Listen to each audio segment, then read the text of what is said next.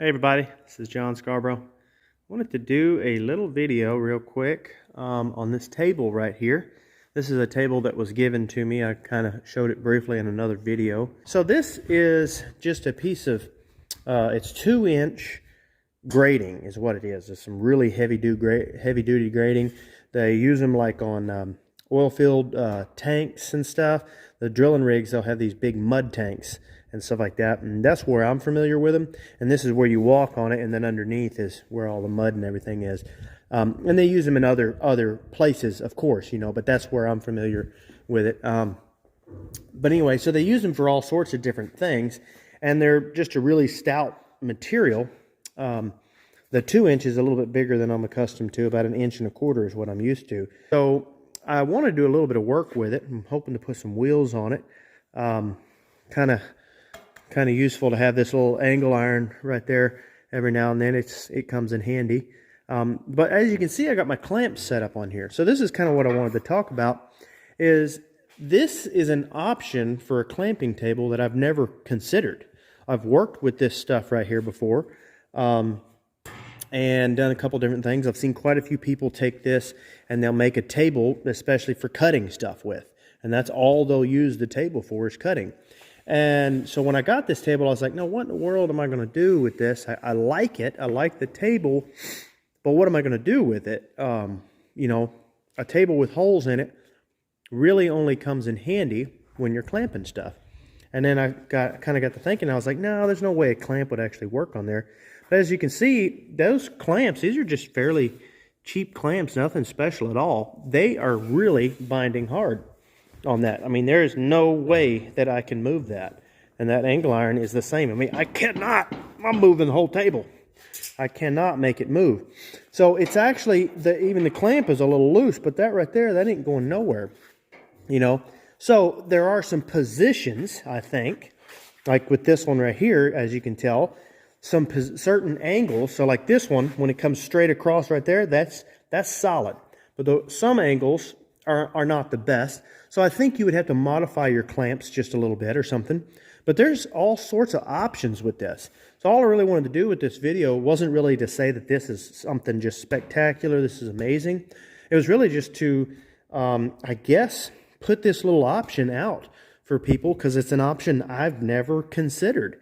If you've been kind of hoping for a table like this, some people have some of this, some people have access to it, and sometimes you can find some of it.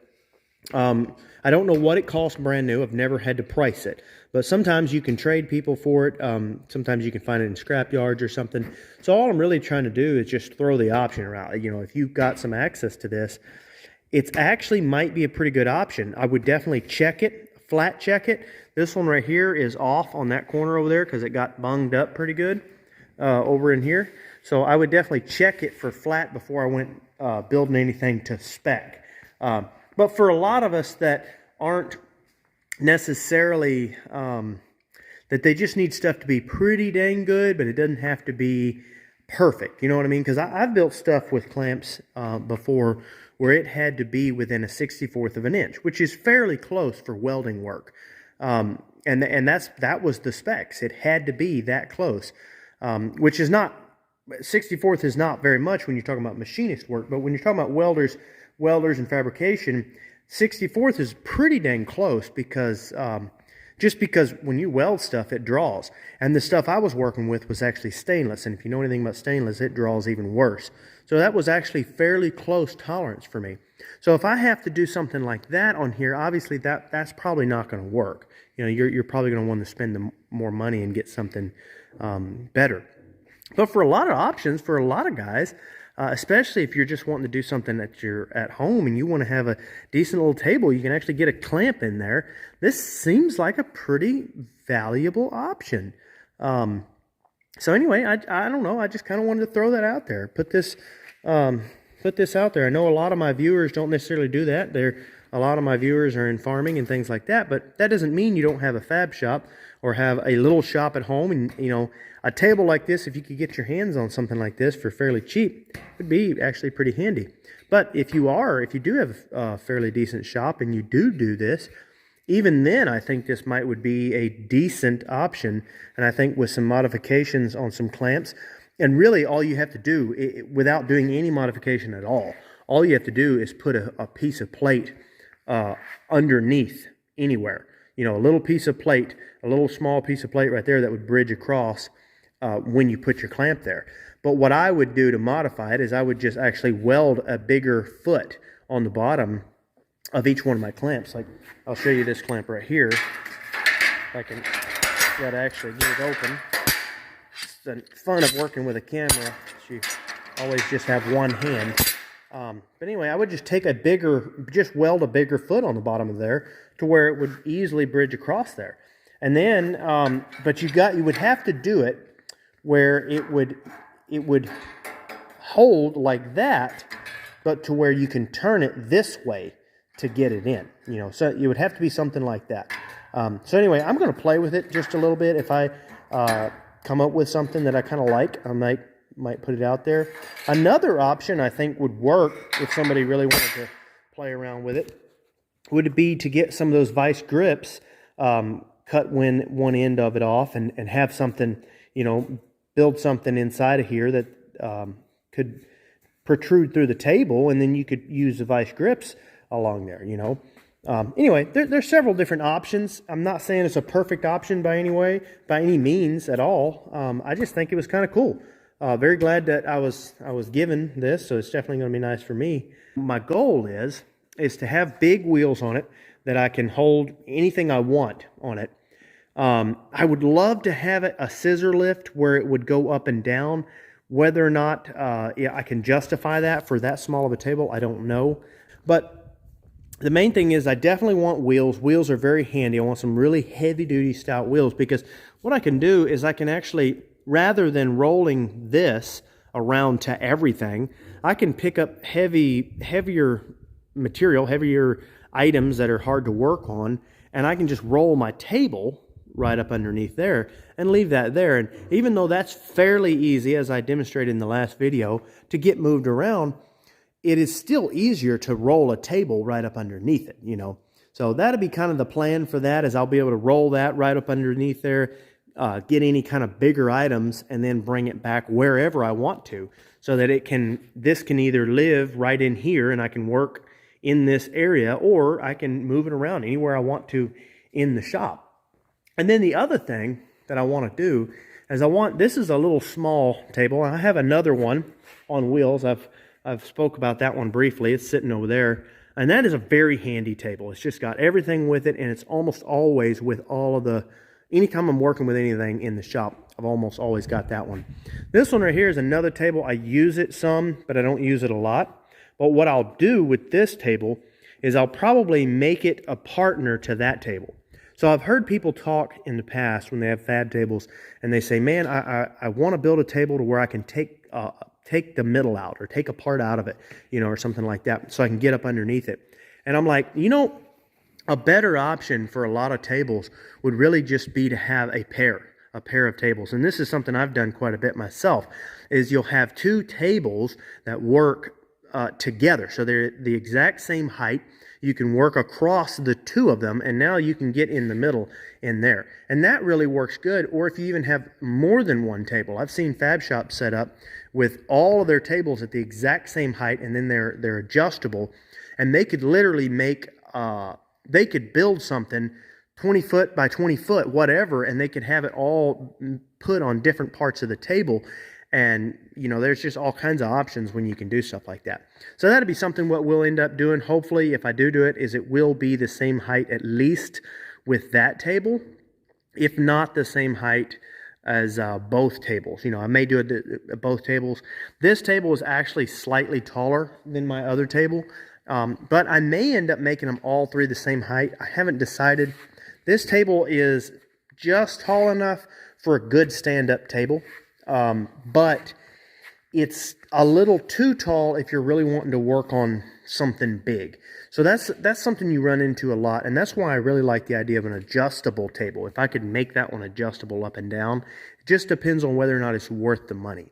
But that would be really handy. But if not, then I'm not sure that I want to make it quite this high, because this table is tall and it's really handy for small stuff. Anything small is right there at your waist. I actually made this one the same height as this bench right here. It's actually a mess right now. I got to get it cleaned up. But anyway, so I got it the exact same height as that bench, and that's pretty handy because anytime I'm doing anything small like this right here, if I'm, I got little stuff here I work on. Sometimes I piddle around and make a few knives or something like that, might throw a hammer handle or something on.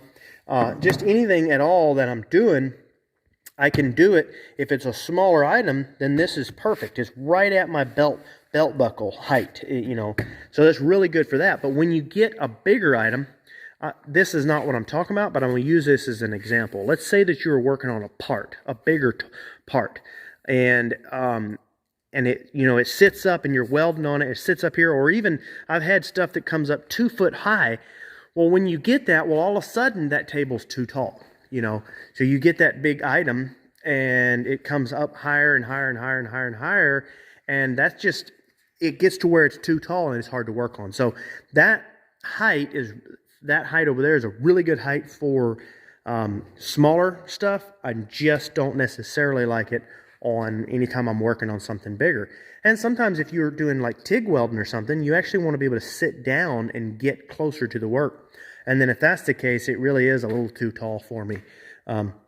So ultimately, it would be an adjustable table. And really, if you're talking about ultimately, then I would really say the best table I've ever worked on was a 5x10 table. And that was just absolutely fabulous because most of the stuff as welders you work with is not any bigger than 4x8. So if you get a table that's 5x10, well, then it just covers everything. And it was a 5x8, and it had places to put in, you could clamp to and stuff. But in the reality, in the real world, a lot of times when you're doing it, most cases, what you really need, if you're really getting really nice, you really need 2 really nice tables. One for clamping and one that's bigger, a smooth surface and all like that. So it just kind of depends on what you're working with and how you're doing it. These tables are nice in theory to clamp on, but they're not a fix-all table, and that's where tables like this come in handy. These little small tables that are really unique and small. You can't build anything big off of them, but they're just handy, So really, for me, it's a couple of small tables. More than one table is what makes it really handy, rather than putting all your bang and all your money into one table. There is one thing something I've been thinking about doing is taking old brush hog wheels and turning them into a caster and put 4 of those around there. And so if anybody's ever done that or thought about doing it, let me know in the comments, maybe send a picture or something of it. But then the other awesome thing about it, and this is the thing I'm excited about, is I think with those big old wheels, I can actually roll that table out here. And I can roll it anywhere I want on this gravel. I can even roll it out in here. I can roll it wherever I want. Because even though I really like working in the shop and stuff like that, there are times when you need to get out. You need to be outside, So it's just that kind of advantage kind of thing. And you could even go as far as to say that you could bring it out there and set something on it with the tractor. Whatever. The possibilities are endless. The point is that the wheels are cheaper, and I think that they're going to be better. That's kind of what I got in my mind. So if anybody's thought about something like that or seen it, let me know. If they have done it and it turned out to be a very stupid idea, let me know that too. So anyway, thanks everybody. Don't forget to like and subscribe.